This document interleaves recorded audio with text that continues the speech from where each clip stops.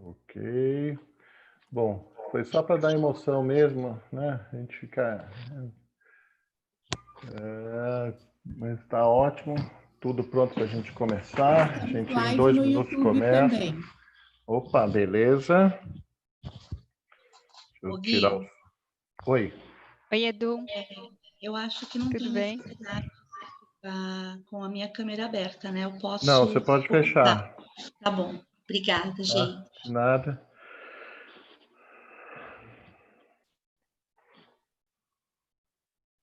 Um minuto para a gente começar. Ok.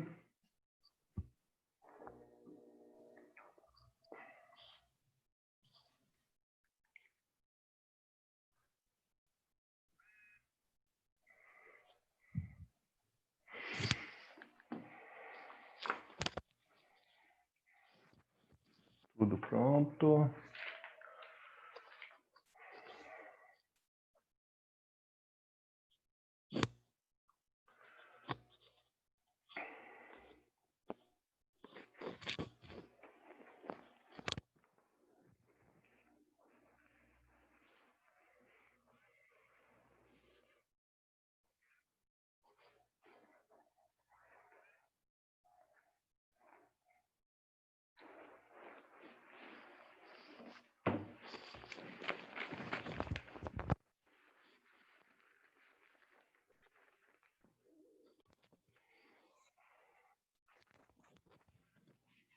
Oito horas em ponto, podemos começar? Todos a bordo? Então, vamos lá. Bom dia, pessoal. Eu sou Guilherme Baldatti. É um prazer estar aqui com vocês hoje. Esse é o programa Mercado e Consumo em Alerta, especial do Latam Retail Show, um aquecimento ao evento que vai acontecer de 15 a 17 de setembro e vai estar imperdível. Né? Nesse momento de retomada do mercado, com certeza vai ser um evento que todos nós estaremos lá discutindo os caminhos para as empresas e as pessoas, principalmente, terem sucesso nas suas carreiras, nas suas vidas. Certo? É um prazer realmente estar aqui. Hoje eu estou com alguns convidados. Estou com a Cláudia Elisa, que é conselheira de administração do IBGC e de empresas de capital aberto e fechado.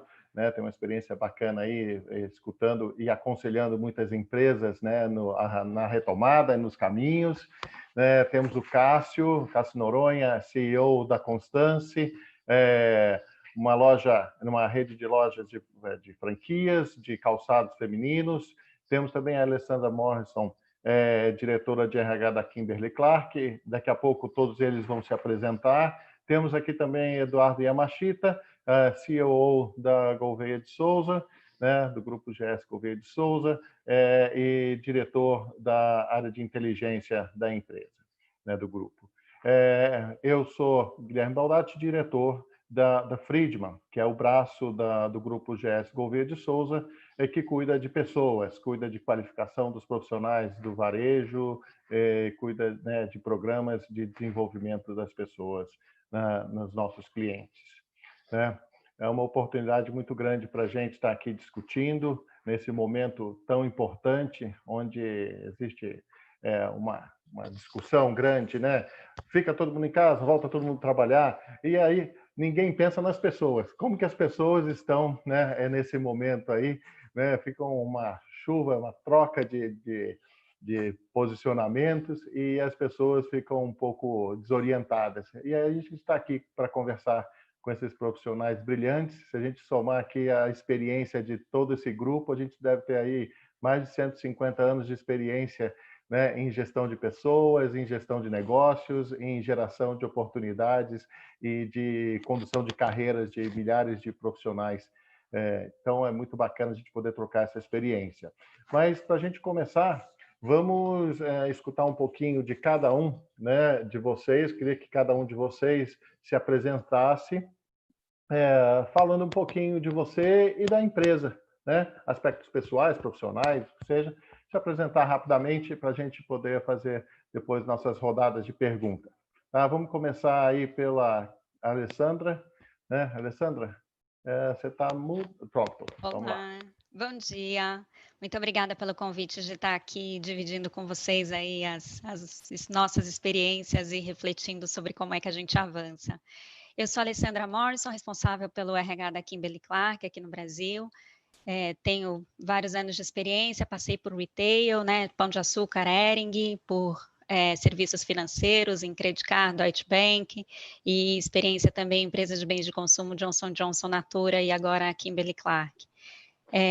A Kimberly é uma empresa que fará 150 anos em 2022, então uma empresa que faz uma gestão para o longo prazo, muito conectada com os seus consumidores, é uma empresa que tem como um propósito liderar o mundo no que é essencial para uma vida melhor, e nesse momento a nossa grande preocupação foi de garantir que as nossas marcas, os nossos produtos estivessem acessíveis aos nossos consumidores.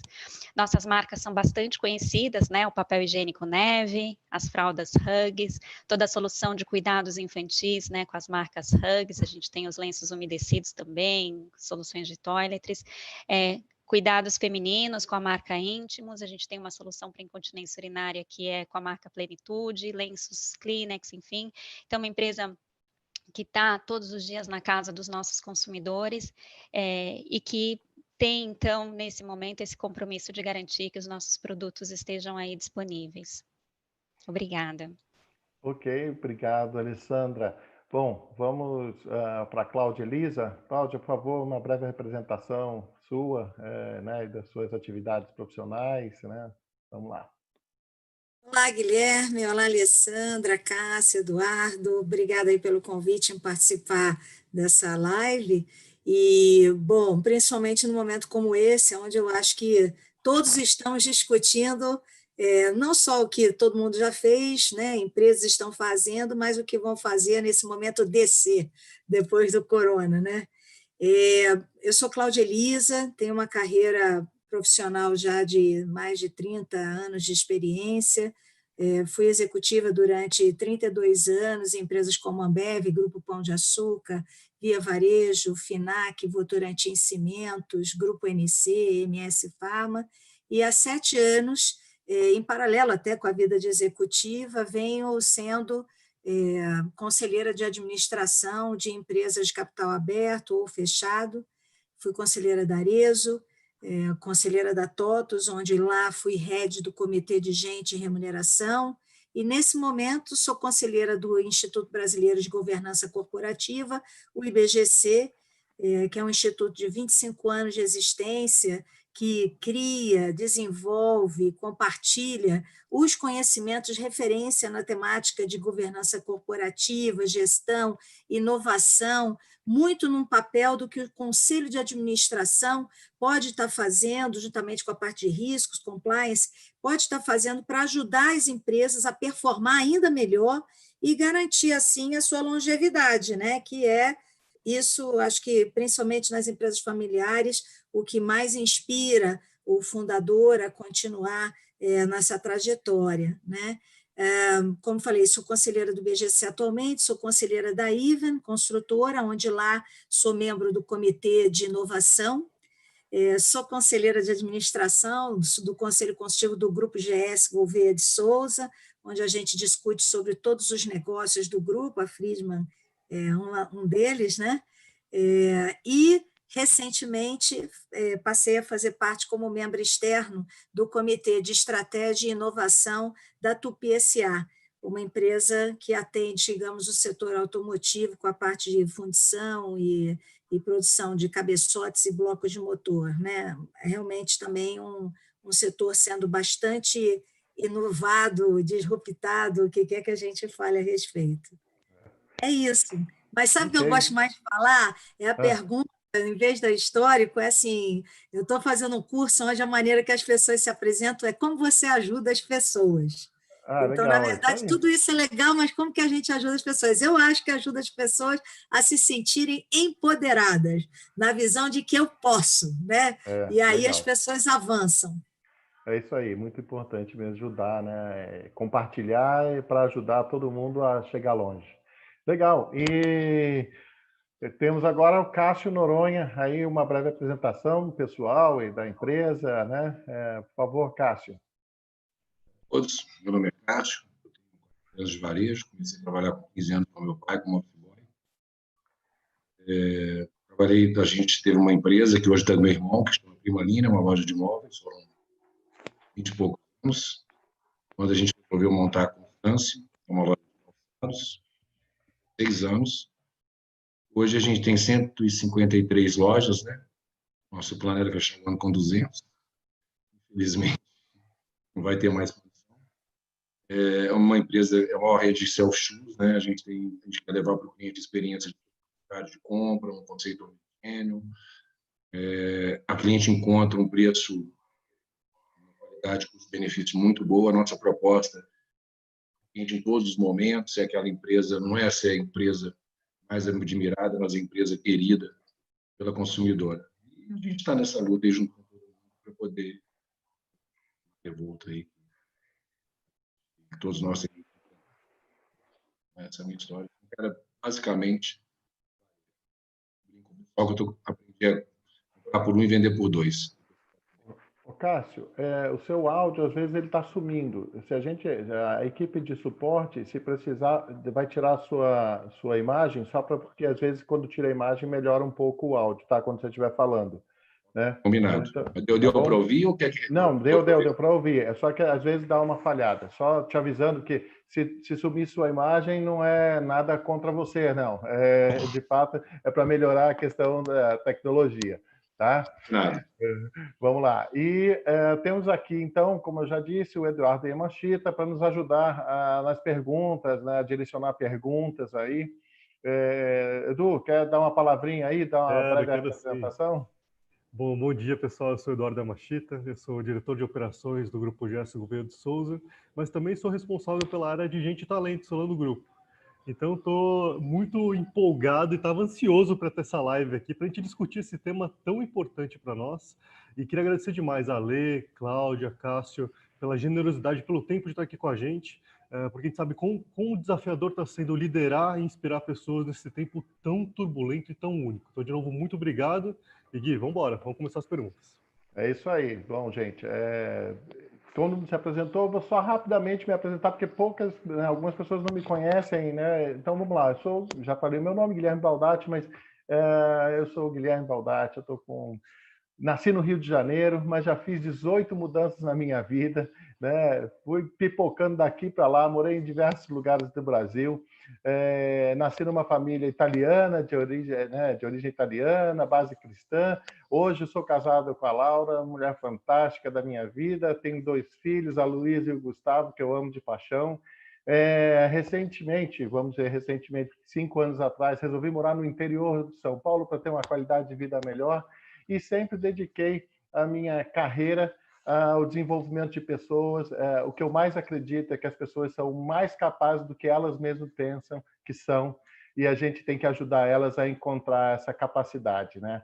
Então, eu sou muito grato pela carreira que eu desenvolvi, porque eu pude ajudar muita gente, direto e indiretamente, a conquistar sucesso, e isso só me motiva a fazer mais, né? E aí eu reforço o agradecimento que o Edu colocou para vocês, de estarem aqui conosco. Eu vou aprender muito com vocês, com certeza, hoje, né? E, assim, o tempo de vocês, a experiência de vocês é muito válida para todos que estão nos escutando e vão nos escutar no YouTube, tá? E aí eu vou só dar uma orientação. O Edu falou da questão das perguntas.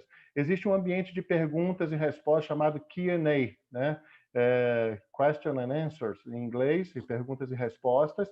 Está localizado na parte inferior do monitor, onde todos os participantes podem colocar ali suas perguntas, tá? E, na medida do possível, a gente vai, de acordo com o tempo que a gente tiver disponível, a gente vai reproduzir essas perguntas ao vivo, né, buscando direcionar para cada um de vocês, e aí a gente tenta contemplar a resposta de todas as perguntas. Se não der, depois a gente responde offline, tá? A função levantar a mão, ela está desativada, está desabilitada.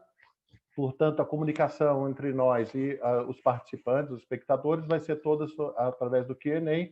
E eu também quero agradecer todo o time do Friedman e da GSMD que está por trás aí nos bastidores, dando suporte para que esse programa, essa live seja um sucesso. Tá? Então, vamos lá, vamos começar com as perguntas. Né? Eu queria começar com a Cláudia Elisa, né? Eu achei bastante interessante a sua apresentação. Você trabalha em diversos setores do mercado, já trabalhou em diversos setores do mercado, né? Tem uma penetração aí e está vendo muita coisa acontecer por conta de estar nos conselhos. Cláudia, e essa experiência, o que você tem visto das empresas no tema pessoas? Ou seja, como que elas estão olhando a parte de desenvolvimento, de qualificação das pessoas nesse novo cenário que vai ser o novo normal ou o mundo DC? Olha, Guilherme, é isso mesmo. Eu tenho não só participado, né? É impressionante a quantidade de lives, a quantidade de conteúdo, até com relação a temas de pessoas, né? Que tem surgido. Eu até assim, eu fiquei analisando o que foi a evolução desde que começou a crise. Teve um primeiro momento que era todo mundo falando só de uma visão mais financeira. Aí a gente entrou no momento que eu diria nas últimas 2, 3 semanas em que eu tenho escutado mais as pessoas falarem, as empresas, né, e os palestrantes, as pessoas que vão nas lives, falar sobre essa questão do cuidado com as pessoas, né, que as empresas estão tendo nesse momento. Muito do que eu estou ouvindo passa por análises ainda. Eu vejo que, em termos de ação mesmo, cuidando das pessoas, as empresas, de um modo geral, elas estão na fase de implementar cuidados na visão do home office, do isolamento social, algum comitê de crise interno que acompanha as iniciativas nas diferentes frentes dentro do negócio, porque não é só a área de gente, tem coisas ocorrendo na área financeira, na área de vendas, né, e por aí vai, na área de TI, que está tendo que botar de pé toda essa infra para suportar o home office. Eu vejo assim, partindo para a ação, as empresas nessa fase de discussão e implementação já em andamento, já ocorrendo e indo à frente. Vejo muitas empresas discutindo a visão do que será o novo normal, uma linha mais cética de pessoas achando que vai mudar tudo e temos que mudar tudo mesmo, outra linha um pouco falando, olha, uma mudança demora um pouco mais de tempo, então eu acho que realmente as pessoas vão estar desfrutando de uma baita felicidade quando esse certo afastamento acabar e vai voltar tudo, de certa forma, ao que é um pouco mais, e aí falando do Brasil, né, um pouco mais desse jeitão brasileiro, das pessoas se encontrando, comemorando.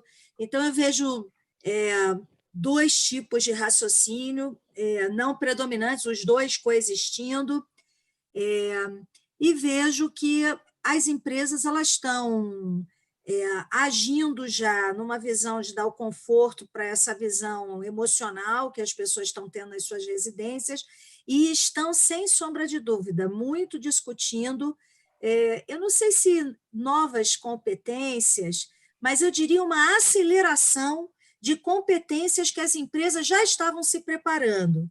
Eu acho que, de um modo geral, num mundo mais veloz, num mundo VUCA, todas as empresas já vinham falando mais sobre autonomia, sobre a visão de mais presença de pensamento crítico, para exatamente dar às pessoas aquela coisa da iniciativa, uma mentalidade ou uma existência de uma cultura mais empreendedora, inovadora, que, obviamente, só vai existir se a gente tiver um ambiente de mais confiança, confiança em si, confiança no outro, nas relações, um propósito, a gente saber claramente para onde vai. E o que eu diria é isso já vinha acontecendo. O que eu acho é que essa pandemia, até por conta da crise, vai ter que acelerar para exatamente dar vazão à construção de melhores resultados e uma melhor existência como negócio. Ok. Então, nesse primeiro momento, foi muito uma atuação emergencial para organizar a possibilidade de se trabalhar nesse momento de isolamento, nesse momento aí completamente diferente do que a gente pode imaginar que iria acontecer. É isso, né? É isso. Legal, bacana, bacana. Vamos lá, vamos nos preparar, né? Vamos nos preparar aí para o que vem pela frente. Alessandra, falando um pouco, já pegando esse gancho da transformação das empresas, a gente tem na Kimberly-Clark um cenário de que a empresa não parou, né? A empresa, pelo contrário, produtos de necessidade básica, produtos que precisam continuar, como você mesma disse, continuar abastecendo o mercado consumidor. Conta para a gente como é que foi equilibrar essa questão dos cuidados com as pessoas, porque mal ou bem elas também estão preocupadas, né, com tudo que está acontecendo aí, e a questão de manter o funcionamento perfeito, ou até a produção aí forte, né, continuando forte aí para atender todo o mercado. O cuidado é um dos nossos 4 valores. E quando a gente olha para o cuidado, ele vai muito além das nossas pessoas, né? É um cuidado com o negócio, então com os nossos shareholders, com a nossa comunidade, com os nossos clientes, com os nossos consumidores. Então, para a gente não existe uma polaridade entre cuidar e manter os negócios. É uma coisa só, né? Cuidando, a gente mantém os negócios, né? Uhum. Então, a primeira coisa que a gente fez foi estabelecer uma governança, então um comitê de crise, e aí em vários níveis, global, regional, local. O fato de sermos uma organização global, a gente se beneficiou de aprendizados das nossas companhias que estavam na Ásia, então houveram calls para entender como é que vocês passaram por isso, que ações vocês tomaram que tiveram sucesso, o que vocês aprenderam e que teriam feito diferente para nos ensinar. Então, a gente se beneficiou dessa rede interna para poder já definir algumas ações. O comitê de crise, ele acelerou a tomada de decisões, então, diariamente, na medida em que a gente foi aprendendo o que estava acontecendo e ganhando mais repertório, essas decisões estavam sendo discutidas e tomadas, e o nosso primeiro cuidado foi com o colaborador. Então, a gente fez um treinamento, não sei nem se é a melhor forma de colocar, mas a gente organizou com a nossa equipe médica, que 100% dos nossos 4.000 colaboradores tiveram uma conversa, então, com os nossos médicos, que esclareceram dúvidas, porque as pessoas estavam muito ansiosas nesse começo, sem informação, sem informação clara, né, porque havia, assim, um overload de informação, então, na TV, nos meios de comunicação, etc., mas sem saber muito em quem que eu acredito. Então, resolvemos primeiro criar um canal com um posicionamento nosso, técnico, com a equipe médica, para que pudesse, então, dar informação sobre cuidados básicos, higienização, etc., desconstruir alguns mitos, porque haviam muitas informações circulando, e, ao mesmo tempo, tirar dúvidas. E a gente fez isso até o nível do promotor que está na loja. Pelo celular, ele participou da live. Então, isso nos ajudou muito a tomar essas decisões. A gente afastou grupo de risco, profissionais acima de 60, as nossas mulheres que estavam grávidas, todas as pessoas que tinham algum tipo de doença crônica, para que eles não estivessem expostos. E aí tomamos os cuidados para os que estavam, então, em condições de trabalhar. Para os que estão nas fábricas e no nosso público que está nas lojas, né, os nossos promotores, a gente começou então a dar orientações e ferramentas de trabalho, então distribuição de álcool gel, por exemplo, né, desde coisas básicas assim. Nas fábricas, medição de temperatura. A gente garantiu que os ônibus estivessem apenas rodando com 50% no máximo de pessoas para garantir distanciamento dentro dos ônibus. A gente mudou a forma com que a gente entrega a refeição para os colaboradores, para que eles pudessem receber essa refeição como prato feito e não o buffet onde você tem um manuseio maior do alimento. Uma orientação muito clara de que, na medida em que os profissionais sentissem qualquer sintoma, era para procurar o serviço médico que estava disponível. Nos beneficiamos dos avanços também dos nossos planos de saúde, então com a telemedicina, e com uma orientação muito clara de que as pessoas não deveriam procurar o hospital, que deveriam, porque nesse contexto poderia ser até um local em que elas pudessem estar mais expostas, então primeiramente falar com a nossa equipe médica para que recebesse orientação do que fazer. E com isso, felizmente, a gente está com um número de casos muito baixo comparado com o que eu vejo no mercado, então isso deu para a gente essa segurança e a gente intensificou muito a comunicação com as nossas pessoas que estão nas fábricas e no ponto de venda, mas também com as nossas pessoas que estão em casa. Em casa, os temas foram outros, aqueles que tiveram home office, então a gente está em home office desde o dia 16 de março, Então, todas as pessoas que podem fazer home office estão em home office, que é a maioria do público administrativo. Aí os desafios foram outros, né? É um home office diferente do home office que a gente fazia, porque eu tenho que ser professor, eu preciso cuidar da casa, eu não tenho ajuda, eu tenho interrupção o tempo todo, enfim. Então, a gente trabalhou em 4 frentes. Uma que foi também essa de orientação técnica, né, sobre o tema.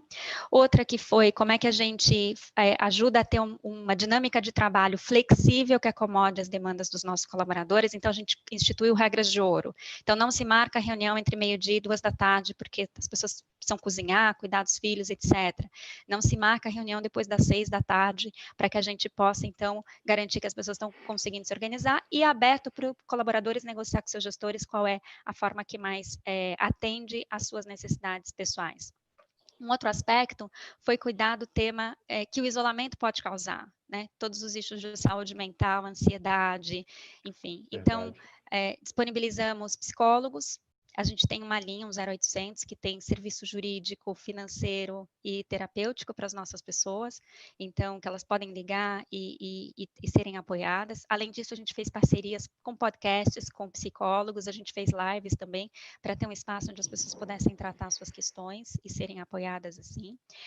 A gente disponibilizou a app de meditação, para que também fosse um outro cuidado, né, através do nosso parceiro Gympass, então, que também está dando aulas live em casa de exercício físico, enfim, né, para que as pessoas consigam minimamente manter uma rotina de cuidados. E a gente organizou, então, um conjunto de conteúdos através de uma plataforma que a gente tem de desenvolvimento, que se chama Campus KC, para o líder, como é que eu lidero minha equipe nesse contexto, né? Para o colaborador, como é que eu lido com todas essas questões que estão aparecendo nesse momento, que a gente está chamando, né, do isolamento e saúde mental, todas as questões práticas de como é que eu me organizo no home office, enfim, então todo um cuidado para o público que está em home office, para que pudesse, então, ter condições de continuar trabalhando da melhor forma possível. Muito bacana.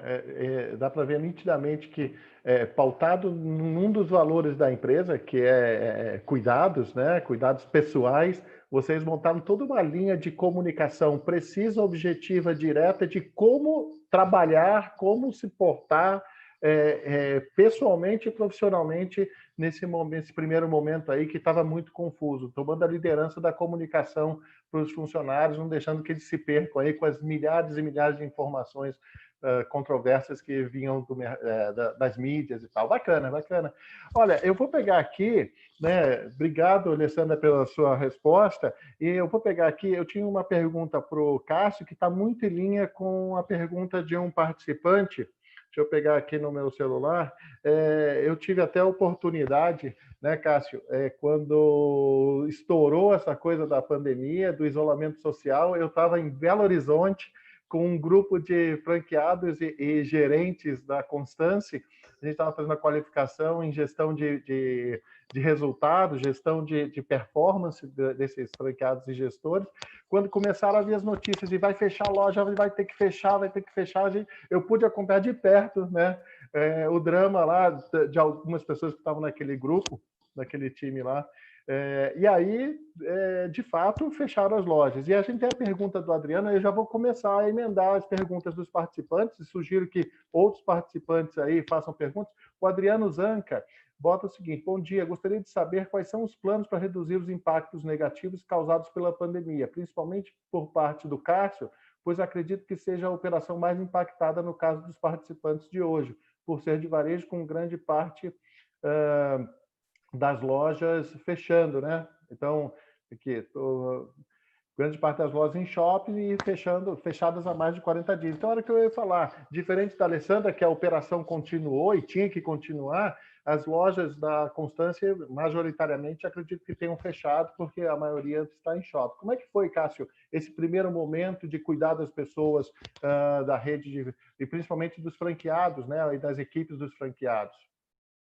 Eu até notei isso aqui, o nosso cuidado foi muito, teve que se cuidar, a gente tem que cuidar de várias frentes, né? Não foi só o interno, tem a equipe dos franqueados também, perdão, lojas próprias, né? O próprio fornecedores, a gente também tem essa relação com ele. Bom, o que a gente fez foi nós assim, nós não estamos mais de home office, já voltamos a trabalhar desde segunda-feira. Eu estou aqui na empresa junto com a minha equipe. Voltou eu, minha irmã, minha esposa, todo mundo voltou a trabalhar. As lojas que podem abrir imediatamente, a gente abre. A gente acha que é necessário correr riscos para calculado dentro das regras de abertura.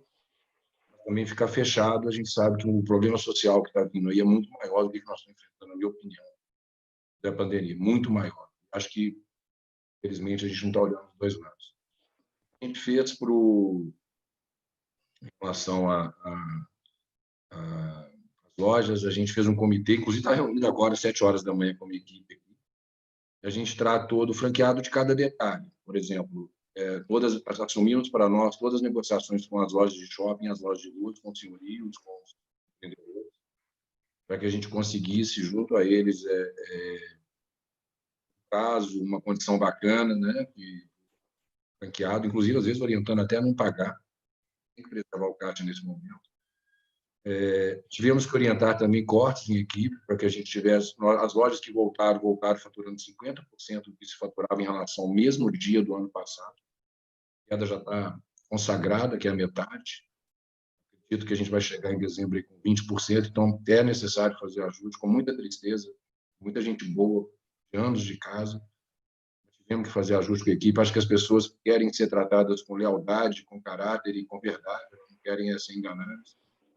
Fizemos reuniões diariamente com os franqueados, agora ela é uma vez por semana, e tem uma reunião também que a gente entra com todos os franqueados, dá mais de 400 pessoas, e os funcionários deles, e vai dando a visão que a gente tem do momento da empresa. Renegociamos com os fornecedores, todos, desde contador, Listenex, que é o som da loja, todo mundo muito compreensivo, um dando 30%, 50% de desconto, outros dando até uns 100 e poucos reais, a gente ligou para o cara fez por 60%, tudo, cada centavo que tinha. E orientação no milímetro o franqueado, porque é um momento de sobrevivência, né? Quem sair lá na frente sai muito fortalecido, porque, infelizmente, nem todo mundo vai sair, é impossível. As pessoas não estão preparadas, não estão adaptáveis, as empresas que já tinham um problema de fluxo de caixa vão ficar para trás, infelizmente. E é isso, reduzir, preservar o caixa, dar o feedback real para a equipe, eu acho que isso é o principal, falar a verdade, o que está acontecendo, não criar... E lutar para preservar a empresa, para preservar o emprego, inclusive, que estão com a gente neste momento. Esse foi o nosso foco. Estamos conseguindo boas negociações, ninguém entrou ainda em financeiro, em espiral financeira negativa. Conseguimos com o Bradesco, que é o nosso grande parceiro, em negociação de todas as dívidas que tinham do banco, fechando as últimas duas. E foi tratar cada empresa, cada franqueado, como se a loja fosse nossa. Acho que é isso que a gente fez, Guilherme. Bacana. A gente tentou fazer, pelo menos.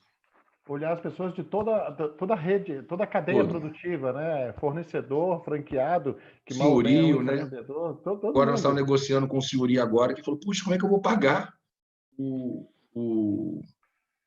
chama, gente, a faculdade da minha filha? Eu falei, nós também estamos sem dinheiro, vamos fazer um ajuste? Vamos ver o que a gente consegue chegar aqui, que atenda vocês e a gente, porque nós estamos há 40 dias sem vender um centavo. E aí você vai, com caráter, você vai conseguindo achar um caminho comum. Isso que nós estamos tentando fazer. Ou seja, tratar as pessoas como seres humanos que têm sentimentos, que têm expectativas, né? E ser o mais transparente possível com elas. Sempre transparente, sempre honesto, claro, sem muito mimimi. Né? Legal. A pessoa mais jovem fala. Legal. Edu, acredito que você tenha preparado algumas perguntas aí, ou diante do nosso papo, você tem algumas perguntas bacanas para os nossos convidados. A bola é sua. Tem um monte aqui, Gui. Vou gastar algumas aqui, que eu estou ansioso para fazer algumas. Cláudio, eu queria começar contigo. Eu acho que teu microfone abriu um pouquinho, ou pode ser o próprio meu. Cláudio, eu queria explorar um pouco. Todos nós estamos aprendendo a trabalhar em home office, a gente está percebendo, de uma maneira forçada, que somos produtivos, apesar da loucura que a Lê comentou. Eu tenho uma filha pequenininha também, que é super desafiador gerenciar a casa, gerenciar as crianças e se manter produtivo. Mas a gente começou a perceber, no final das contas, Cláudio, que talvez a gente não tenha que nos restringir a geografia, a uma cidade, ao estado, um país, quando a gente vai buscar talentos. Acho que a ampla maioria das empresas, quando ia buscar, né, pessoas para suas posições estratégicas, operacionais, buscava ali na sua região para trabalhar no seu escritório. Mas isso não é uma realidade quando a gente fala para empresas de tecnologia, por exemplo, que já faz isso há muito tempo, né? Busca globalmente os melhores talentos, ao melhor custo-benefício, talentos únicos, alinhados com a cultura, alinhados com os valores da empresa. Você, né, contou para a gente um pouco dos conselhos que você participa, fora todas as empresas que você já participou, atuando como executiva. Você acha que isso pode ser uma nova realidade, né? Essa busca mais ampla de talentos, com um fit melhor com a empresa, dado esse aprendizado forçado que a gente teve agora com o Covid?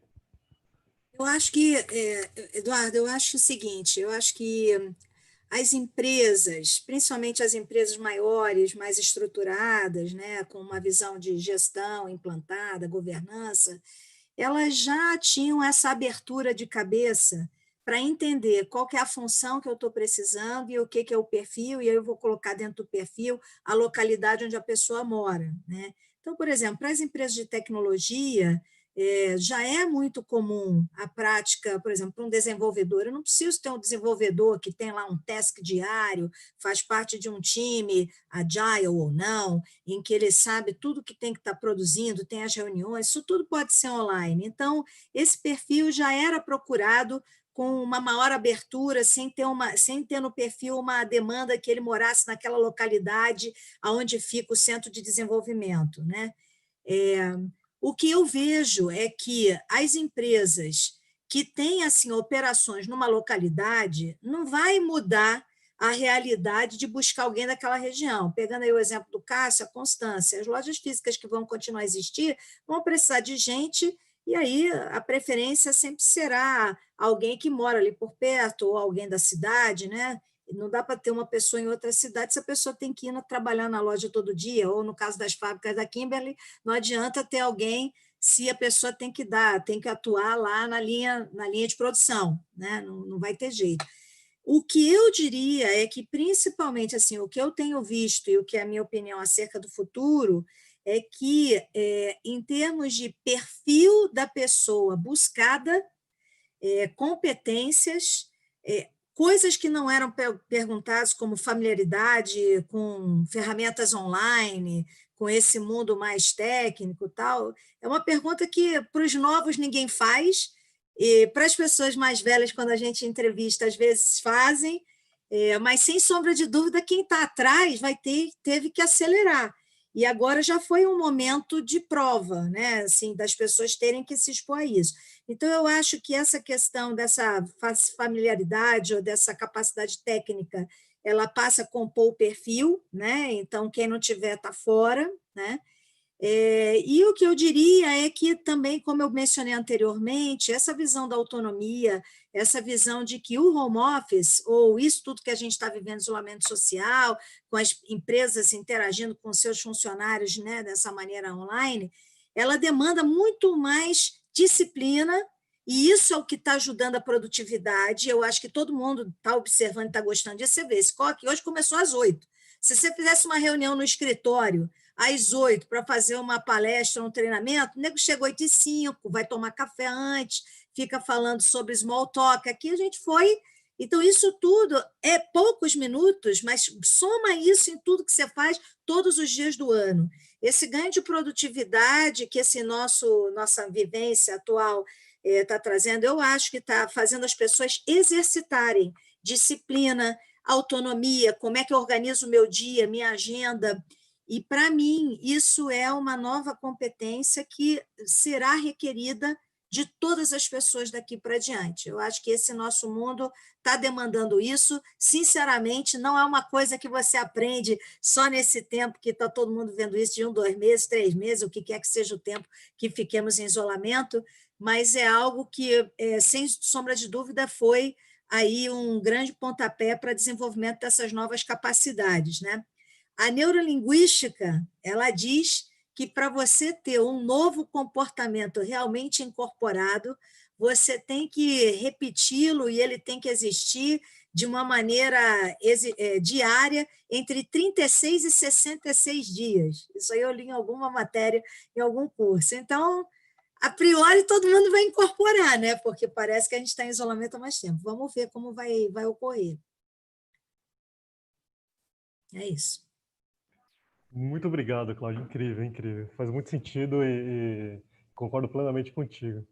Vou passar a bola para a Lê. Ale, queria te ouvir um pouco falando de propósito e de cultura, né? A gente sabe que na Kimberly o propósito é algo absolutamente inspirador e maravilhoso. Eu até queria que você comentasse um pouquinho sobre isso. E como esse propósito tem ajudado a tomar as decisões difíceis que a gente tem que tomar, né? Mas, além disso, você comentou que está todo mundo, né, forçado a trabalhar de casa, mas a gente sabe da importância do ambiente corporativo, do face-to-face, para a criação de uma cultura, né, desse consciente coletivo da empresa.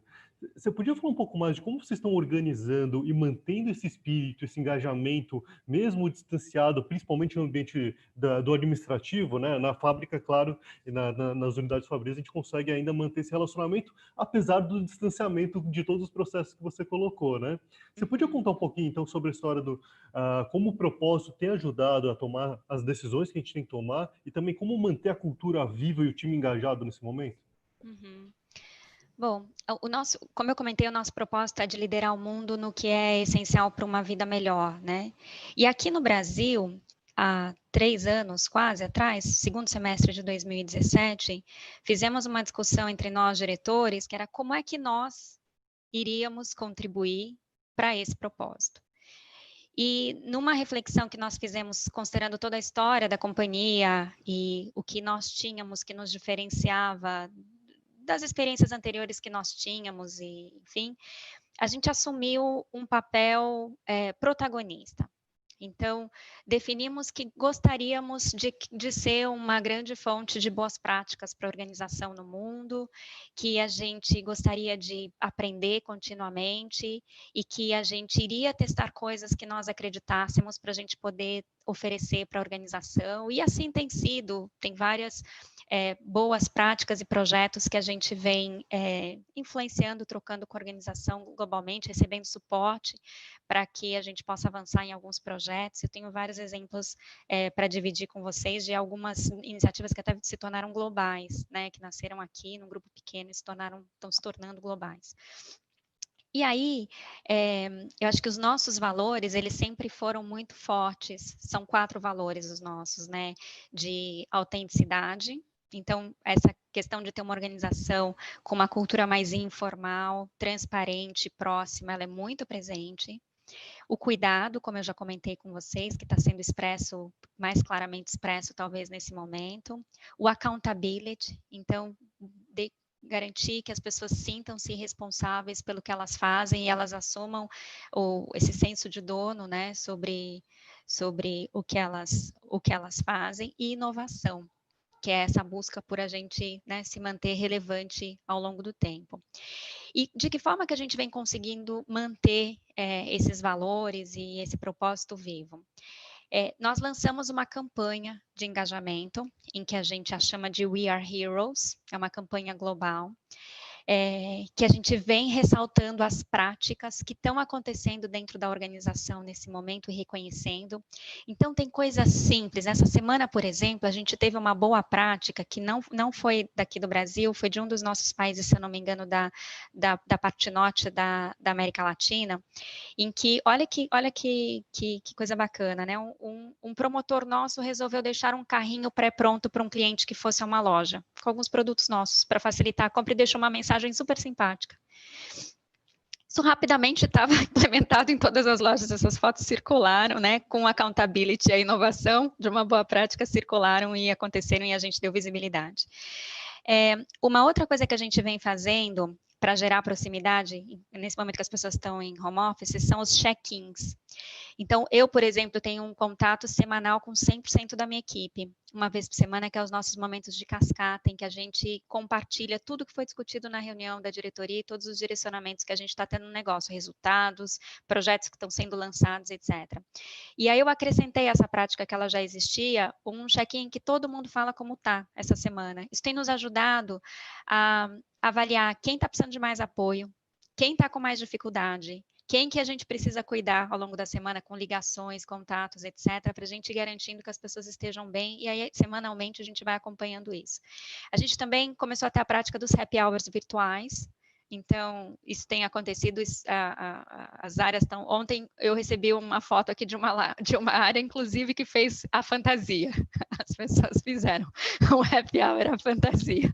Então, usaram a sua criatividade, os recursos que tinham em casa, enfim. Então, todas essas práticas, e a gente não abriu mão dos nossos rituais, a gente continua tendo as nossas reuniões todas que estavam no calendário agendadas, a gente continua compartilhando as boas práticas, sim, repriorizamos projetos, então tem alguns projetos que continuam, outros projetos que a gente, nesse momento, achou que não fazia muito sentido colocar energia, porque o nosso foco está em viver essa transição, mas dessa forma a gente tem conseguido garantir proximidade, acompanhar as pessoas, gerar espaços de conversa e garantir que a gente está também com um ritmo através dos rituais nas iniciativas do negócio. Sensacional, Ale, obrigadíssimo. Eu estou imaginando nessa festa fantasia que a fantasia prioritária foi múmia com papel neve, né? Por favor. E as pessoas estão usando aqueles fundos, né, que é possível no Zoom, então criando seus cenários aí para suas fantasias. Sensacional, obrigadíssimo. Amei a resposta, obrigadíssimo. Cássia, deixa eu passar a bola para você. Queria falar um pouquinho de cultura ágil e senso de urgência, que você contou um pouquinho para a gente mais já, mas eu queria explorar um pouquinho.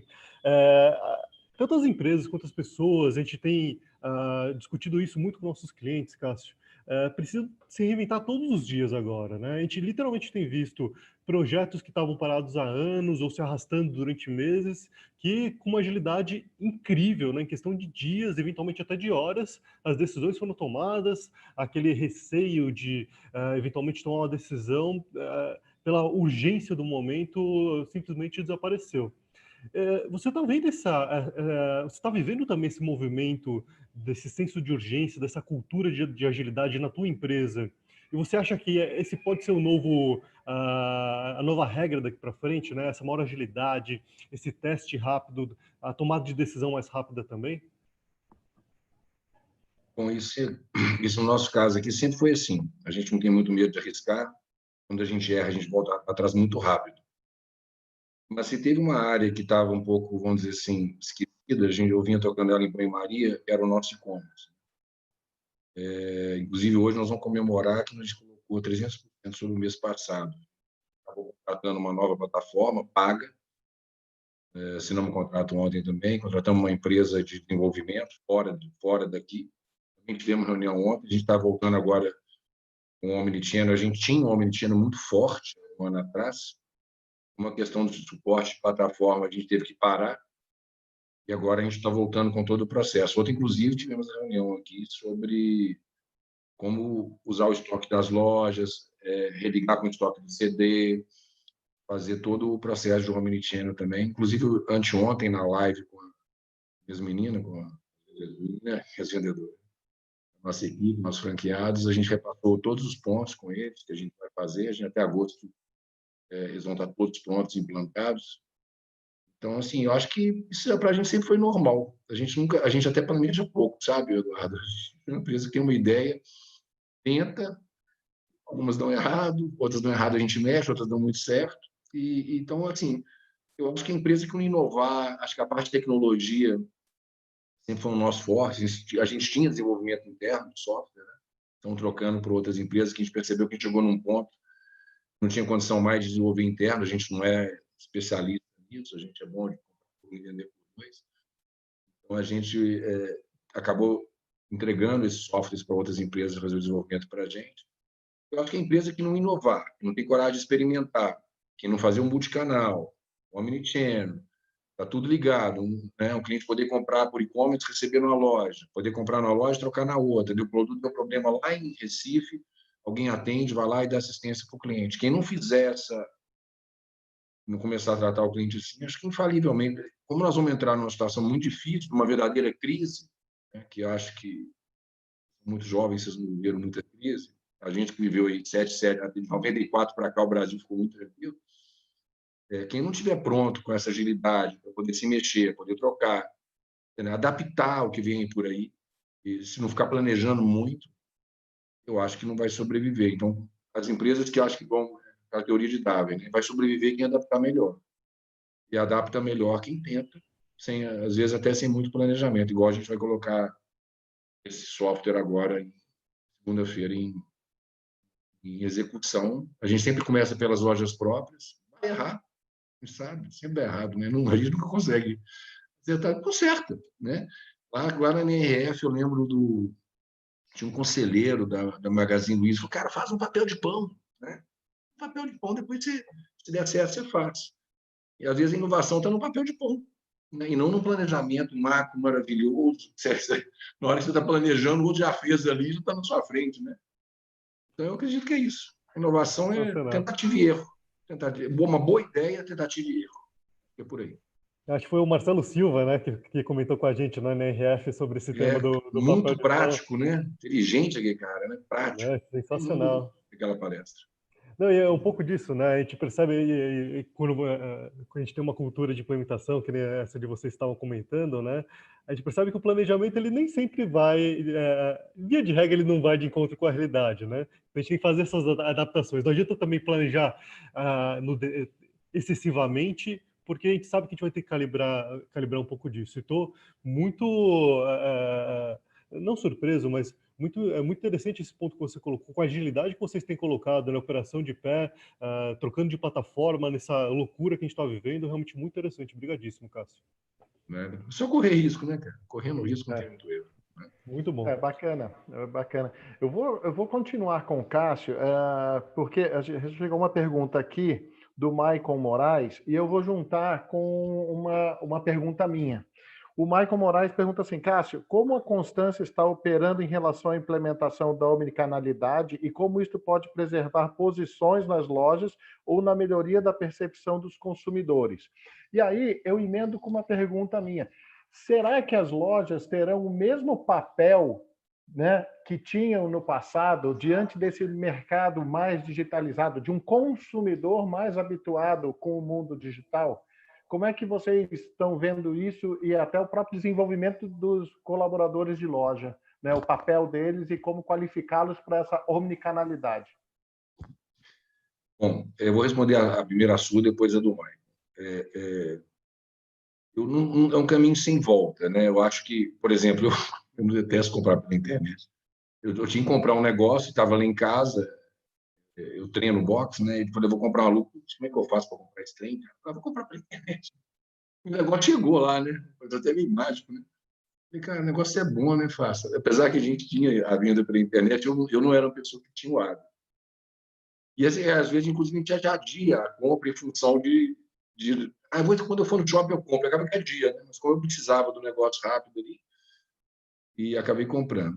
Então, assim, eu acho que é uma experiência. Eu acho que vem dois lados. Tanto as pessoas estão mais habituadas a comprar, especialmente a gente mais velha, né, que não tem esse hábito tanto quanto vocês, mais jovens, quanto também as lojas vão vender mais pela internet. Todo mundo foi obrigado a vender pela internet. Então, a experiência é criada dos dois lados. Então, a venda pela internet, o e-commerce vai realmente crescer. Isso afeta a loja física, afeta o shopping center de forma, na minha opinião, profunda. A gente hoje, se não me engano, o e-commerce hoje é 2%, né, do comércio. Se passar para 4, 6, 10, talvez afete bastante, aí, especialmente a indústria de shopping center, que carece da pessoa de sair. E as empresas que não fizerem isso... Sobre a omnicanalidade da Constância, respondendo à pergunta do Maicon, a gente era muito bom, porque a gente tinha uma plataforma que via o estoque da loja, e só quando ninguém falava nisso, com criação do nosso diretor de não está com arte com a gente, muito boa que ele fez. Então, a gente fazia, a gente via o estoque da loja e mandava o pedido para o franqueado. Mas, quando o negócio cresceu, a plataforma não suportou, a gente teve que parar e agora estou contratando essa melhor. Então, o que a gente está fazendo? A gente vai voltar a fazer isso, poder vender a mercadoria do próprio franqueado. Implantamos uma agora, que já está funcionando. Essa foi feita bem rápido, que vamos supor que a Cláudia, né, chega lá na loja, não tem um produto que ela quer, ou aquela loja não trabalha com aquela referência, ou a numeração acabou de acabar. O franqueado entra na plataforma e encomenda do nosso CD e a gente entrega, e o nosso CD entrega na loja, ela pode retirar na loja, daí depende do lead time, se tem de São Paulo, 2 dias depois. A gente agora vai implantar, a Cláudia fala assim, não, legal, eu quero comprar aqui, mas não quero receber aqui, não, eu quero que me entregue lá em casa. Aí nós já implantamos uma plataforma de frete, a gente faz a consulta com o frete, traz o preço, ela paga lá mais R$8 e não tem que voltar na loja, recebe o produto que ela comprou ali.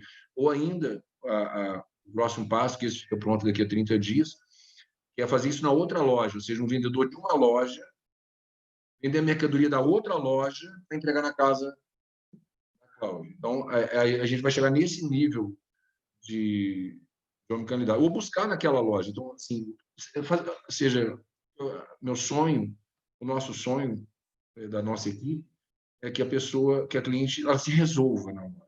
Eu não vou lá porque ela me resolve.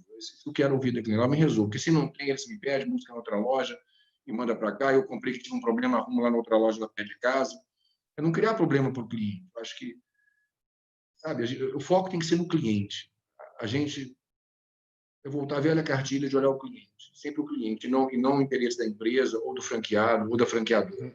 Qual é o interesse do cliente? Agora, vamos estruturar a empresa em função do cliente e que o sucesso vai vir, naturalmente. Então, eu acho que a mentalidade tem que ser centrada no cliente e fazer as atitudes do cliente. E, se Deus quiser, e o Maicon, nosso prazo total para fechar isso, início de agosto, já está tudo isso fechado. E legal com todo mundo ganhando. Então, por exemplo, a vendedora vai poder vender o produto na loja, ela recebe a comissão pelo lojista e a gente comissiona o lojista pelo trabalho da vendedora.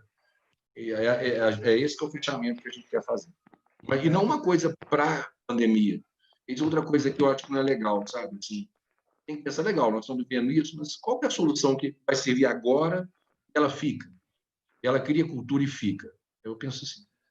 Bacana, Cássio, você vem falando sobre a implantação da própria plataforma, da tecnologia, muito bacana. Agora, já é um desafio. Agora, imagino o desafio da questão cultural, né? Porque a equipe, tradicionalmente, equipes de venda do varejo, elas são muito, olham para o próprio desempenho, para o próprio umbigo, dizendo, eu quero vender, aqui é outra loja o quê?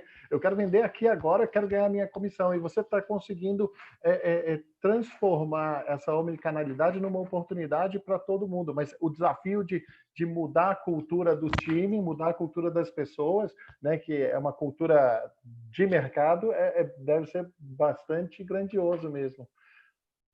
Mas sabe o que acontece? Eu fui vendedor, tá?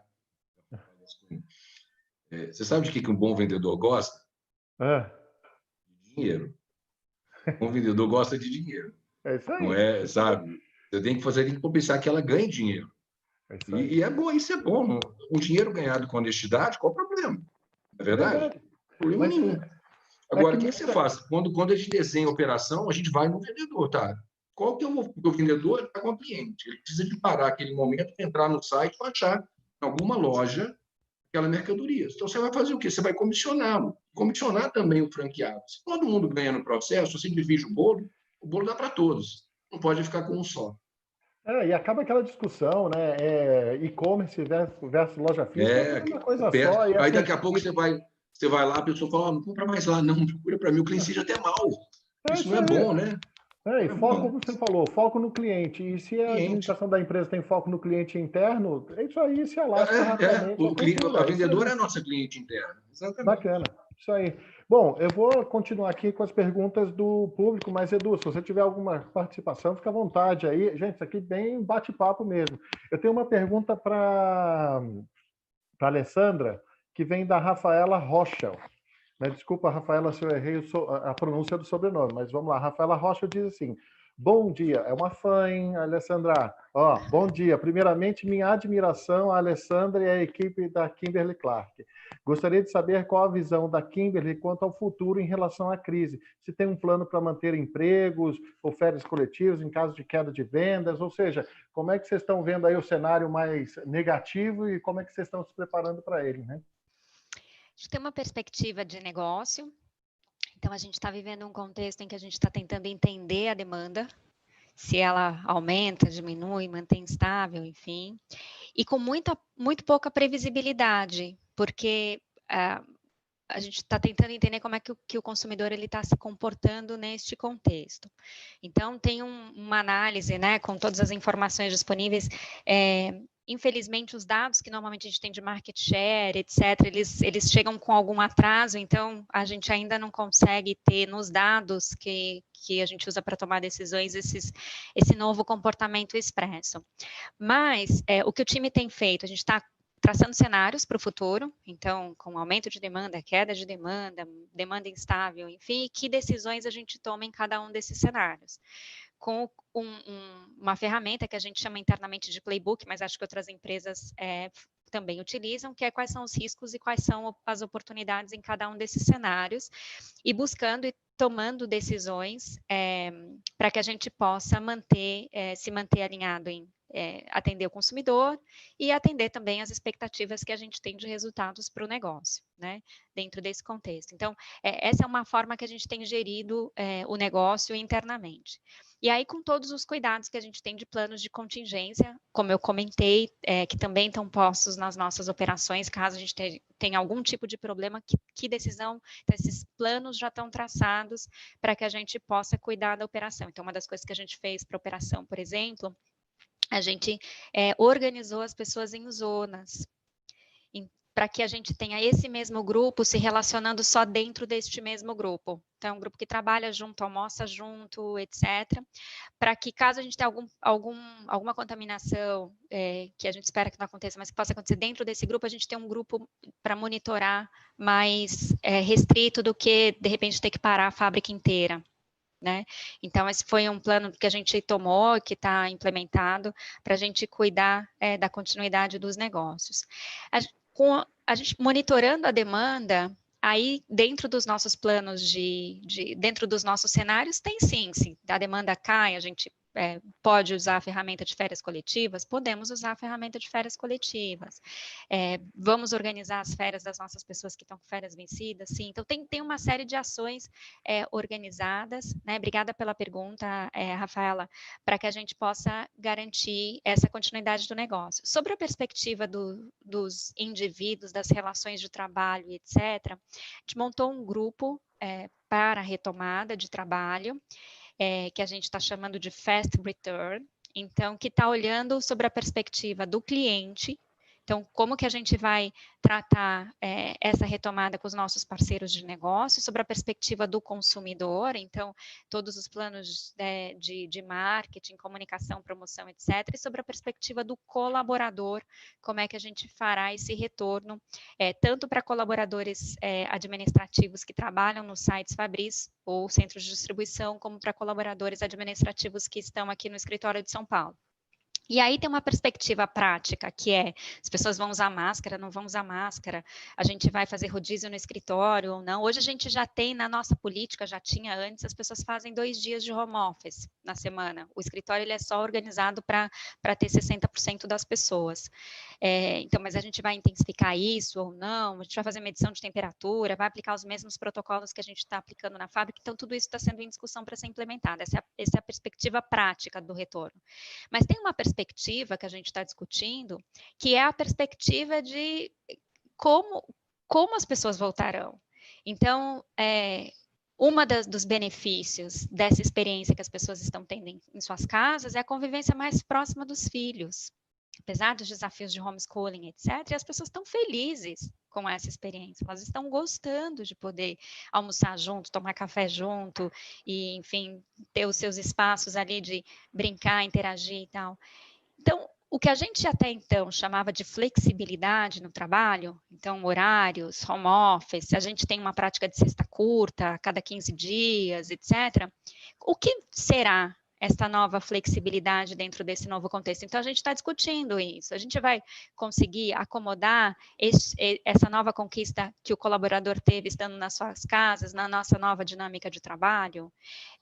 Estaremos mais abertos, como a pergunta que o Edu fez para a Cláudia, a contratar talentos que possam estar trabalhando de outros locais físicos, né? Que até então a gente também não considerava o home office, mas as pessoas, de alguma forma, nas proximidades de São Paulo, né? Normalmente cidades próximas. Como será? E uma outra questão que também nos tem aí tentado na mesa é que quando a gente olha os índices de engajamento, o índice de engajamento da Kimberly é alto, né? A gente tem 87% de engajamento, então é um índice bastante alto. Porém, quando a gente olha dados mais amplos de mercado, aí é uma reflexão minha, a pesquisa Carreira dos Sonhos, por exemplo, feita pela Companhia de Talentos, em algum momento perguntou, se você tivesse, acho que não sei se foi no ano passado ou no ano retrasado, se você não tivesse uma questão financeira, você continuaria no seu trabalho? E a gente teve 7 de 10 respondentes que disse que não, que fariam outras coisas. Quando eu olho para um dado assim, e olho para as pessoas em suas casas, fazendo as suas reflexões, etc., eu acho que deve ter muita gente fazendo uma reflexão mais ampla de vida, né? O que eu faço hoje é o que eu gostaria de fazer, é esse o tipo de trabalho, é essa relação com a minha família, as coisas que eu deixei de estudar, de fazer, né, hobbies que eu talvez tenha deixado de lado, quero retomar, não quero. Então, eu acredito que uma parte das pessoas deve estar fazendo essa reflexão, que certamente vai impactar a relação dela com o trabalho na volta. E isso gerará novas formas de trabalho. Então, será que a gente vai começar a ter uma aceleração das implementações dos part-times, por exemplo, como formas de trabalho? Será que a gente vai ter mais algo que já era uma tendência, mas que talvez seja acelerada agora, de ter profissionais trabalhando por projetos? Então, faço um trabalho de 3 meses e, né, que a nossa legislação até viabilizou com o intermitente, né, de alguma forma, os temporários, enfim, na MP de 2017. Então, acho que tem outras formas de relação com o trabalho que virá como consequência dessa experiência e que a gente está estudando para avaliar como é que a gente vai se posicionar, e entendendo também o que as pessoas querem, né, o que está resultando dessa experiência, para a gente evoluir e implementar. Legal. Olha, é interessante que você veio falando, né, respondendo a pergunta, e bate com várias perguntas que o nosso público aqui está fazendo. Então, é muito bacana, né? Eu vou até aproveitar, pegar um gancho. Por exemplo, o Michael Moraes falou o seguinte, era para a Cláudia a pergunta, mas toca nesse aspecto aí de pessoas, né, part-time e tal. Ele fala assim, você enxerga uma relação mais fluida entre as empresas e talentos, podendo até chegar a uma relação não exclusiva? Por exemplo, um diretor comercial trabalhar para 2 ou 3 empresas simultaneamente, né? Então, isso você até já mencionou, né, Alessandra, um pouquinho disso, né? A pergunta está sendo colocada aqui, mas eu queria pegar um outro gancho que você falou, muito interessante, sobre as famílias. O Sérgio Martinez, né, grande amigo e colega de trabalho, colocou o seguinte, vou direcionar para a Cláudia. No período AC, ou seja, antes Covid, vivemos um período intenso de trabalho onde não priorizamos a família. Nesse momento onde os laços familiares foram restabelecidos, como as empresas serão no período depois Covid, no período DC, né? Como explorar a produtividade do colaborador, resgatando esses laços, né, mais de família, que bate com o que a Alessandra havia comentado. E vou pegar uma outra coisa assim, Cláudia, que aí é a pergunta do Michael Moraes. Cláudia, quais serão as mudanças permanentes no mindset dos conselhos administrativos para evoluir nessa nova realidade? Então, assim, essa nova realidade com família, será que os conselhos também se transformam, né? Então, eu estava vendo também o que a Alessandra estava falando, e eu tinha visto aqui na sequência a pergunta aí do Michael, né, para mim. Isso que a Lê está falando é a maior verdade. Eu acho que todo mundo está tendo oportunidade de refletir, mas eu pessoalmente acho que com o que a gente lê de várias matérias há anos já, falando sobre o nível de insatisfação das pessoas com o seu trabalho, com as suas empresas, as pessoas realmente faltando aquela coisa, eu sou feliz? Às vezes, muita gente nem sabendo definir o que é feliz, né? As reflexões elas já existiam, mas no final do dia, todo mundo tem conta para pagar. Todo mundo, de alguma maneira, tem que decidir, ou vou ser empreendedor e vou correr mais risco, ou porque posso quebrar, ou e tenho que gerenciar muitas variáveis diferentes num país que é tão incerto, volátil, uma realidade mais difícil. Então, muita gente reclama da vida corporativa, mas, ao mesmo tempo, todo final de mês o salário cai, né? Então, tem uma certa segurança também. Então, assim, eu vejo que as reflexões elas já existiam, mas todo mundo tinha a dúvida se essa coisa de querer estar tão perto da família, se isso como é que ia ser. As pessoas nem lembravam, nem sabiam o que era. E o que eu estou vendo e vivendo é exatamente a mesma coisa que a Alessandra está fazendo. Eu tenho 3 filhos, né? Um mora em Campinas, faz Unicamp, e os outros 2 namoram aqui em casa, 21, 18, 16.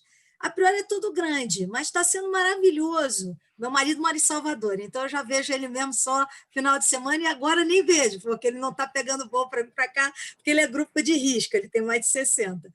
Então, assim, é muito agradável, assim, cada um poder vir aqui e falar, mãe, está falando? Aí eu, não, pode falar, embora eu esteja no mute. Aí, às vezes, eu estou aqui em algum webinar, e aí entra um, vem me dar um beijo, volta. Essa coisa, putz, eu estou sentindo quase como se eles voltassem a ser crianças de novo, né? Por poder estar vivendo isso perto. Então, isso é muito legal. Agora, inevitavelmente, eu acho que as empresas sabem disso, porque também nas empresas, quem decidem as coisas, o management team, e levam para aprovação no CA, todo mundo é gente. Todo mundo pensa isso, todo mundo observa isso. Mas também ninguém pode abrir mão do que é o foco do negócio, das regras de negócio, de tudo isso que vai ocorrer. Então, o que eu diria, e eu já não sei aonde eu li essa reportagem essa semana, a gente tinha uma separação entre que era o meu momento do trabalho, o meu momento em família, o meu momento de lazer. E hoje isso tudo está meio que misturando. Eu acho que, de novo, isso, de certa forma, já ocorria em várias pessoas, às vezes não a gente sente na empresa grande, mas muitas pessoas já estavam trabalhando de forma autônoma. Nos Estados Unidos, essa coisa de você ter um projeto, e você ter um projeto como freelancer, né? Que aqui a gente fala muito, eu sou PJ, eu sou PJ. Lá eles chamam freelancer, que o cara já trabalha para várias empresas, organizando a agenda dele de uma maneira diferente e, muito provavelmente, custando menos para cada uma dessas empresas. Eu acho que isso, sim, seria já uma realidade no Brasil se a gente não tivesse uma legislação que traz dificuldade, às vezes, para implantar um part-time, ou traz a obrigação do que são as jornadas CLTistas que ocorram de uma forma X ou Y, com os encargos que tem. Então, eu acho que para que essa realidade que a gente está adorando na física, né, como pessoas, para que isso se torne uma realidade, a gente vai ter que encarar uma discussão de flexibilização de leis. E aí eu vejo que a nossa sociedade ela nesse sentido, um pouco mais cautelosa, né? Na sociedade altamente capitalista, Estados Unidos, eles, né, não tem choro nem vela, toca a vida e faz. Aqui a gente é um pouco mais preocupado e acho até que é correto ser, dado as diferenças sociais existentes. Com relação à outra parte da pergunta sobre mindset de CAs, eu vejo que, assim, de novo, já vinha mudando, mas eu acho que agora vai mudar ainda mais. Primeiro, eu acho que assim, essa questão da ordem do dia vai ser a maior agilidade e a maior abertura para a discussão de inovação, né? Eu acho que todo mundo foi pego, não vou dizer todo mundo foi pego de surpresa pela pandemia, mas a gente já tinha várias empresas com vários planos de ação em andamento e teve outros que, assim, a água bateu ali na bundinha, né? E aí a pessoa teve que correr, é um pouco disso, né? E quem não tinha uma estratégia que era customer-centric, né? Quer dizer, focada no cliente, trazendo uma visão de fora para dentro do seu negócio, o que eu tenho que organizar, com que iniciativas, com que novas tecnologias, estão tendo que correr. Eu, inclusive, no meu LinkedIn, eu tenho um filminho que eu postei, né? Eu faço várias publicações de filme, texto, onde eu falo um pouco que o momento ideal para a gente pensar nessas mudanças não seria no momento de crise, mas, assim, sei lá se é do ser humano, será que são dos negócios de margem pequena, principalmente em varejo, mas a gente vê todo mundo se mexendo agora na hora que tem que correr, né? Muito. Mas eu vejo que essa questão do foco no cliente veio para ficar, com essa visão de fora para dentro, é uma mudança no mindset do conselho, que ainda, de um modo geral, nas empresas de qualquer tamanho, fechadas, abertas, grande, pequena, com controle familiar ou não, eu vejo que a gente ainda utilizava muito do tempo junto de um conselho para discutir o passado, e agora a gente precisa usar uma maior parte para discutir o futuro, né? E aí vem essa visão da própria forma da discussão que ocorre. Às vezes, um conselho, independente, né? Mas seja as relações que ocorrem, existe uma certa cautela, às vezes, de como fala as coisas. No mundo corporativo também tem, né? Dentro da empresa também as pessoas são um pouco, às vezes, cautelosas em como vão trazer. No conselho, a beça são cautelosas. E agora é assim, não tem tempo a perder, gente. Se a gente não falar os brutal facts ou as coisas como são, o negócio corre um risco maior. A gente precisa ter essa franqueza e a abertura para acolher esse pensamento diverso. Porque, de um modo geral, todo mundo tem o tal do viés da confirmação. Você busca ouvir e só ouve a informação que confirma o que você acredita. Você não está aberto a ouvir alguma coisa que faz você ter dúvida, mas a dúvida é que faz o progresso, porque a dúvida gera mais perguntas. E como diz a propaganda lá, de uma telefônica, né, de uma companhia de telefonia, o que move o mundo são as perguntas, né? Então, eu acho que os conselhos de administração eles estão mais abertos para isso e parar um pouco de muita análise baseada, eu acho, eu penso, para uma coisa mais voltada para o que são análise de dados, tentando tirar viés, porque também a gente coloca viés na forma como a gente analisa os dados e tira conclusões, mas fazer uma análise ou um foco em análise de dados para gerar uma solução e uma implementação. Não é análise com parálises, né? Que em inglês rima, né? Analysis with paralysis, mas em vez de paralisar, é a gente se mover adiante. E, por fim, o que eu acho que os conselhos de administração também ficaram mais atentos é para essa questão de riscos. Eu não conheço nenhuma empresa que falou para mim, e eu converso com muita empresa, muita gente, não, eu já tinha pronto o plano de ação na hora que parecesse uma pandemia. Ninguém tinha pronto. Então, tinha uma visão de preparação frente a cenários futuros de riscos que as empresas elas não estavam preparadas. A verdade, também o ser humano, graças a Deus, é isso, como você falou, Guilherme, a gente tem muito mais capacidade e é muito mais capaz do que às vezes a gente pensa ou sabe, e só na hora da crise é que a gente vê, puta, eu sabia tudo isso e nem eu sabia que sabia. E aí, rapidamente, vem uma solução, vem uma marcha adiante. Então, eu acho que essa área de riscos e pensando em futuro também, como está melhor preparado para o improvável, para os cisnes negros, como é que as empresas, os conselhos de administração, eles estão mais enfocados nisso. E não vai voltar. E as empresas têm que pensar muito que elas são feitas por pessoas, né? E assim, todas essas decisões estratégicas elas têm que ser canalizadas, como o Cássio até mencionou, nas pessoas, né? No público, no cliente interno que vai refletir para o cliente externo. Eu trabalhei com um gestor que dizia a empresa é feita pelas pessoas, ou seja, a empresa são as pessoas que ali trabalham. E ele dizia ainda mais que o tamanho da empresa é o somatório de todos os sonhos de seus colaboradores. Ou seja, se as pessoas sonharem alto e quererem muito, né, essa empresa pode ter certeza que ela é grandiosa e ela vai longe, porque está todo mundo ali remando para alcançar seus sonhos, né? Bacana, e é uma atenção muito bacana as empresas estarem pensando estrategicamente, né, e mudando um pouco o mindset para cuidar um pouco mais das suas pessoas. Bacana. Bom, gente, são 9h16, a gente já está encaminhando aí para o final da nossa live. Se a gente pudesse, a gente ficava aqui horas e horas e horas, né? Mas a gente vai finalizar às 9h30. Antes, eu queria só dar um abraço no Ricardo Carvalhal, recebi seu abraço aqui, ele está mandando, Edu, ó, só queria deixar um abraço para o Guilherme e para o Eduardo. Então, Ricardo, abraçados estamos, virtualmente, mas com muito carinho, viu? Obrigado. E, gente, para a gente começar uma rodada final, eu queria que cada um de vocês, de forma breve, dissesse qual foi nesse momento, né? Até esse momento, porque tudo vai mudando, tudo vai se transformando aí semana a semana, né? Quais foram os aprendizados que vocês tiveram como pessoas, né? Como pessoas, já que o nosso tema é pessoas, quais foram os aprendizados como pessoas que vocês tiveram desde o início dessa pandemia aí, desse cenário da pandemia? Vamos começar pela Alessandra, por favor.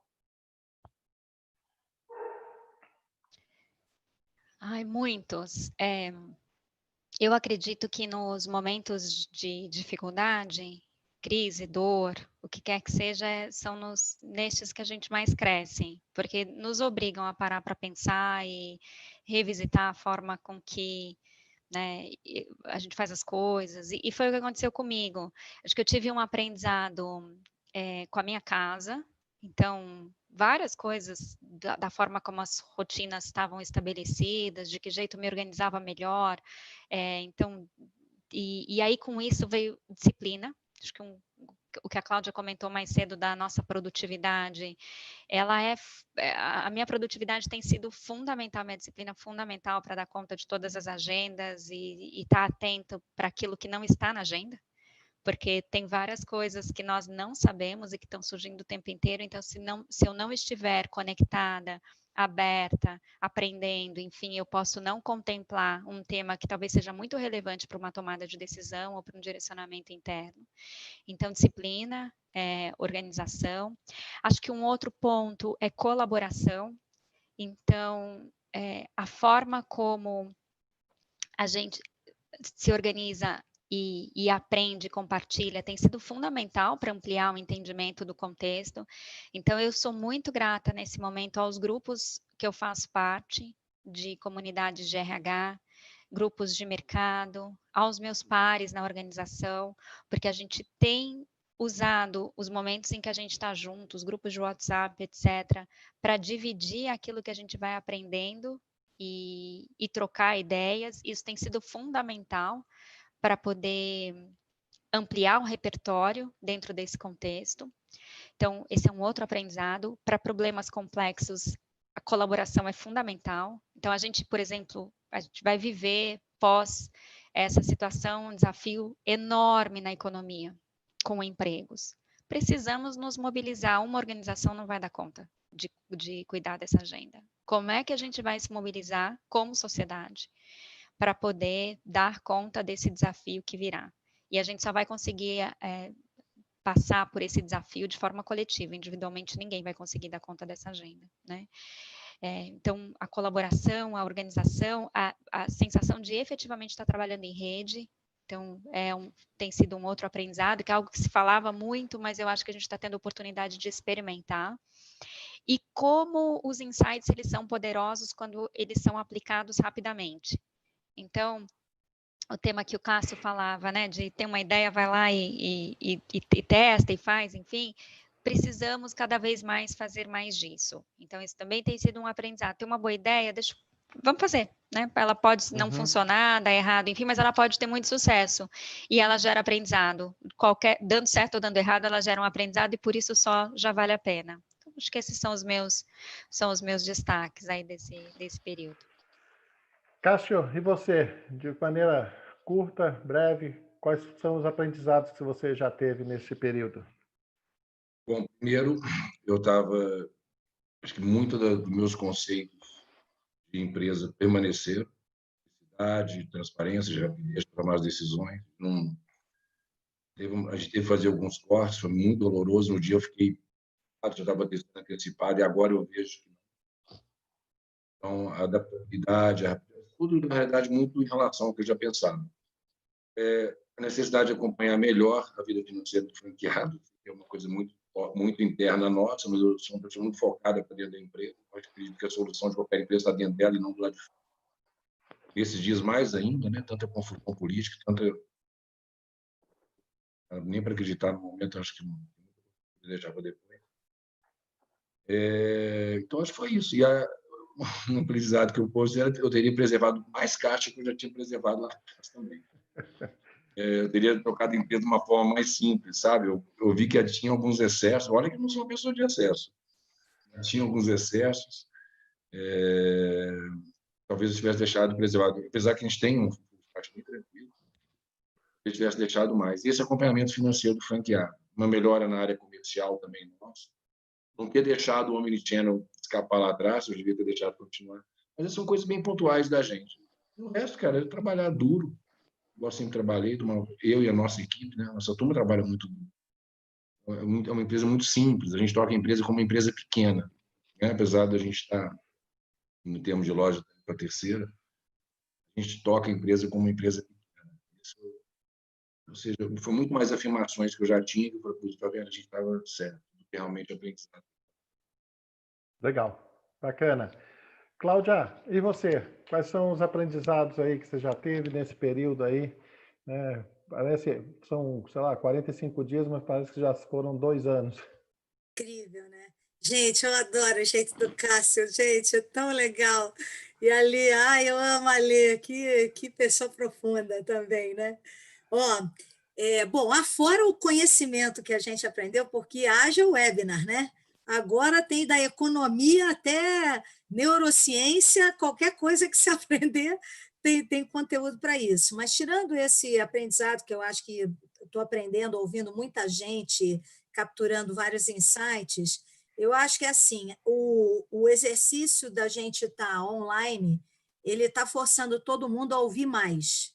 O que eu vejo é que essa coisa do que um fala, não dá para todo mundo falar ao mesmo tempo, só depois o outro é que vai falar, está disciplinando as pessoas nessa coisa realmente do diálogo, né, da comunicação. Então, na prática, a gente está exercendo o ouvir para depois falar, sem estar querendo já nem estar ouvindo o outro falar e já está pensando no que vai responder. Isso eu vejo que é uma prática muito comum no dia a dia quando a gente está em conversas frente a frente, né, com alguém. Então, isso para mim tem sido um aprendizado e um exercício também, porque eu sou uma pessoa falante, né, comunicativa, alegre. Então, a outra coisa que para mim tem sido um aprendizado, ó, eu tenho uma tendência a ser naturalmente uma pessoa muito otimista, peito aberto.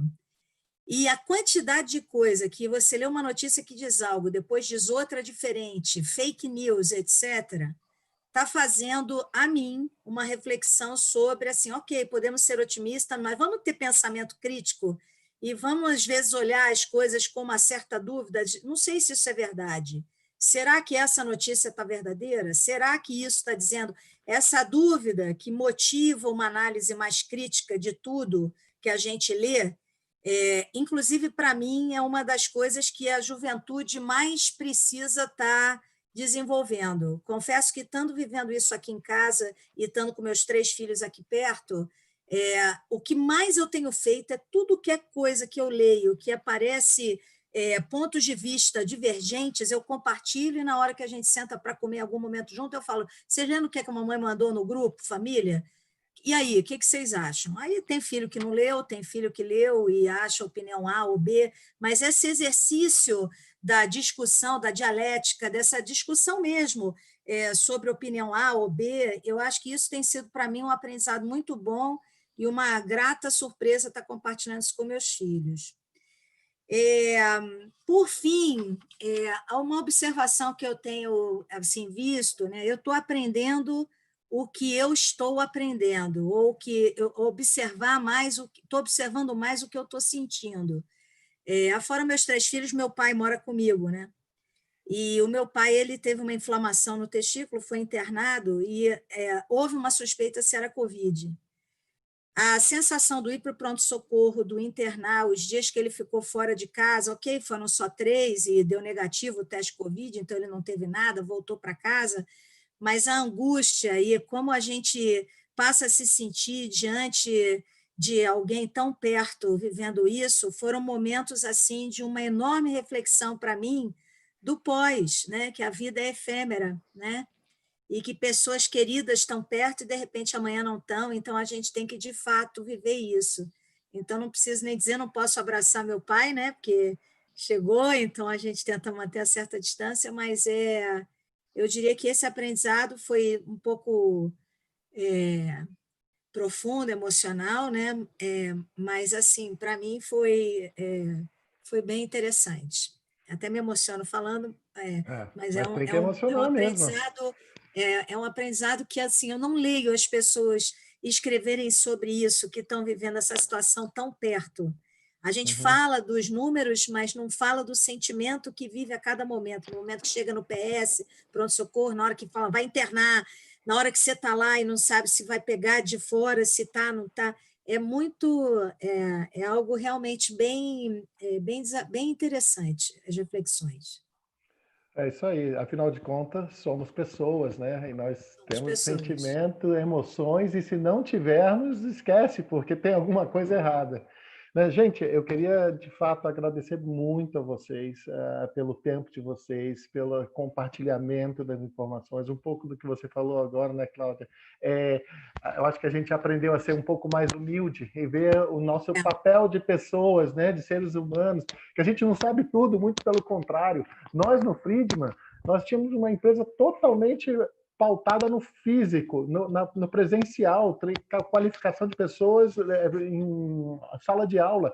A gente, em 45 dias, teve que se transformar. O Friedman faz 30 anos no Brasil esse mês, e a gente, em 45 dias, está renascendo o Friedman para ser digital. Ou seja, a gente vai continuar sendo físico quando puder ser físico, mas a gente agora tem a obrigação de ser digital. Lançamos semana passada, inclusive, o nosso primeiro produto digital, que é uma certificação de vendedores né, em atendimento ao cliente. Então, foi assim, e um esforço de toda a equipe, e eu sempre falei para eles, vocês são mais do que vocês acreditam que são. Vamos para cima e vamos transformar essa nossa empresa aqui. E a gente só consegue transformar realmente por conta dessa emoção que a gente tem, dessa necessidade que a gente tem de ter sucesso, né? E o sucesso é quando a gente vê o sorriso, que nem eu vejo o sorriso de vocês aí, né?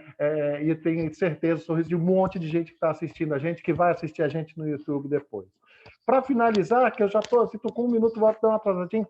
Qual é a síntese do que nós vimos hoje? Vamos lá.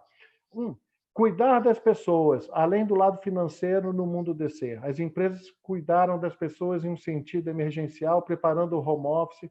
Ao terminar o isolamento social, além de analisar o cenário, será necessário partir para uma ação de forma mais direta em relação ao cuidado com as pessoas, conforme a Cláudia Elisa, né, colocou. Estabelecer governança em um comitê de gestão de crise, mantendo contato com diversas áreas da empresa, montando uma rede sólida para a coleta de informações e transmissões de conhecimento às pessoas, cuidando da saúde física e mental, conforme a Alessandra comentou. Trabalhar a redução e gestão de custos em toda a cadeia produtiva e tratar as pessoas com verdade e lealdade. Cuidar da empresa é cuidar dos empregos e das pessoas, conforme o Cássio colocou. Perfil e competências voltados à familiaridade com tecnologia e trabalhos à distância serão mais valorizados pelas empresas em prol de maior produtividade, conforme a Cláudia mencionou. Líderes devem assumir o papel de protagonistas no desenvolvimento e implementação de projetos, fortalecendo valores e cultura corporativa, conforme a Alessandra falou. Para ter o foco em inovação, é preciso ser ágil no planejamento e nas ações, se errar, conserta e segue em frente, conforme o Cássio falou. Né? Há grande probabilidade de o e-commerce ganhar mais espaço e as empresas precisam ter estruturado o seu foco no cliente e no omnichannel, gerando oportunidades para as lojas e as equipes de vendas também, né? Conforme o Cássio falou. Traçar cenários possíveis na situação atual para a retomada e para o futuro, considerando diferentes perspectivas e novas relações de trabalho, mapeamento das diversas ações para cada um dos cenários, conforme a Alessandra mencionou nos planos futuros da Kimberly. As reflexões de estar mais perto da família já existiam, a realidade atual leva as pessoas a viverem com mais intensidade o quanto valorizam ou priorizam estar próximos à família, né? A Cláudia respondeu essa pergunta, e as empresas aprenderam a tomar decisões mais rápidas e falar mais francamente devido à necessidade de tomar decisões rápidas e mudar na mesma velocidade. Então, esses são 10 aprendizados que nós tivemos hoje. Agradeço enormemente a vocês por esses aprendizados. E eu queria só dar os últimos recados aqui. Tá? Próxima edição do Mercado e Consumo em Alerta será na próxima quarta-feira, dia 6 de maio, às 8 horas, quando o Marcos receberá os convidados Noel Prior, CEO do Carrefour, Liel Miranda, presidente da Mondelez Brasil, Juliana Azevedo, presidente da Procter & Gamble Brasil, e no dia 8/5, a edição Soluções para o Varejo, com os convidados Carlos Bush, vice-presidente de Vendas, Alianças e Canais da Salesforce, Felipe Delacqua, vice-presidente de Sales e sócio da Vetex, Enio Garbim, diretor de desenvolvimento de negócios, tecnologia e inovação da IBM. Gente, o que eu posso dizer mais? Obrigado. Né? Obrigado por vocês compartilharem. Cássio, valeu ter aceitado o convite. Ó, de coração, obrigado. Alessandra, prazer em te conhecer. Obrigado por ter, né, trocado a agenda e ter participado. Cláudia, brigadão. Prazer te conhecer também, apesar de ser aqui só no vídeo, né? Edu, valeu, cara, por me dar o suporte aqui, né? Tamo junto. Toda a equipe aí da retaguarda, nós somos mais fortes do que nós imaginamos. Pode vir qualquer problema que a gente junto supera, né? Obrigado a toda a plateia, todos os espectadores que, né, nos assistiram, estiveram conosco até agora. E, gente, divulga, vamos botar para todo mundo assistir no YouTube, né? Vai ficar lá gravada essa nossa live. Muito obrigado de coração, sucesso a todos. Vocês são pessoas fantásticas. Obrigada. Parabéns, obrigadíssimo, gente. Obrigado, Cláudio, Cássio. Obrigado pela generosidade com a gente. Obrigado. Obrigado, fiquem com Deus. Obrigada. Fiquem com Deus todos. Obrigada. Tchau. Fiquem bem. Tchau, tchau. Tchau. Obrigada.